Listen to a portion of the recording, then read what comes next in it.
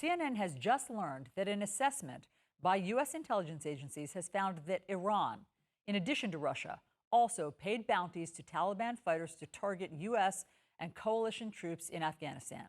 CNN's Alex Marquardt is live in Washington with the breaking details. What are you to understand, Alex? Good morning, Allison. That's right. Not just Russian bounties, as you mentioned, but we're also talking about Iranian bounties on U.S. forces. We've learned that Iran has also been paying Taliban fighters to target American and allied troops in Afghanistan in exchange for bounties. That is the phrasing from the Pentagon. Now, last year alone, in 2019, U.S. intelligence identified payments linked to at least 6 attacks. One of them was a highly sophisticated attack in December at Bagram Air Base. That is the most prominent U.S. base in Afghanistan. That attack killed 2 civilians and injured dozens, including 4 American personnel.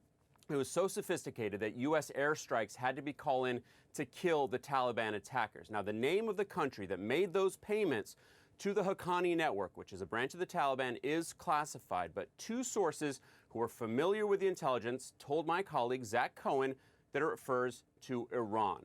So then the question became how to respond to those bounties on American troops.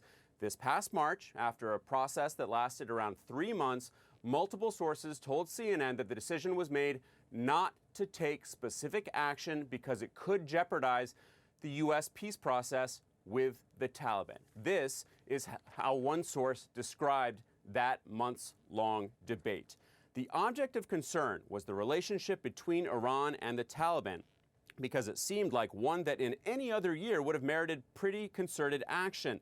The overarching element to all of this has been the prioritization of the peace deal with the Taliban, and that even going back to December 2019 was a well-known priority in terms of what the U.S. response would be to a potential incentivized attack backed by a foreign government. Now, according to an internal memo that CNN obtained, the National Security Council did acknowledge that the relationship between Iran and the Haqqani network posed a significant threat to U.S. interests, but responding, that the NSC felt, would negatively impact those peace efforts. Now, one current and another former administration official, they both tell CNN that the link between Iran and the Taliban was part of the argument for the U.S. killing of the Iranian general Qasem Soleimani. You'll remember that took place back in January.